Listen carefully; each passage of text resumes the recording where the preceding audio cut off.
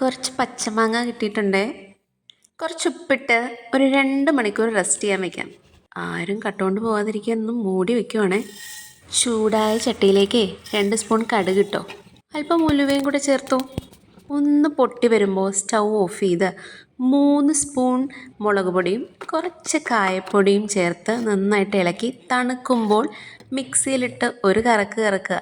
നല്ലെണ്ണ ഒഴിച്ചു. വീണ്ടും കടുക്, കുറച്ച് ഉലുവ. അതങ്ങനെ പൊട്ടി വരുമ്പോൾ നമ്മുടെ സ്വന്തം പച്ചമുളകും വെളുത്തുള്ളി. വീണ്ടും സ്റ്റൗ ഓഫ് ചെയ്തു കേട്ടോ. ആ അടച്ചു വെച്ച മസാല ഒന്നുകൂടെ ഇട്ട് നന്നായിട്ട് ചൂടായ എണ്ണയിലിട്ടൊന്ന് അങ്ങോട്ട് ഇളക്കുക. നല്ല ഉപ്പൊക്കെ പിടിച്ച് അവനെ ആ മസാലയിലിട്ട് ഒന്നങ്ങടെ ഇളക്കിയെടുക്കുക. 2 ദിവസം കാത്തിരിക്കണേ. കുപ്പിയിലാക്കി 2 ദിവസം കഴിഞ്ഞ് അവനെ അങ്ങടെ എടുത്ത് വിളമ്പുക.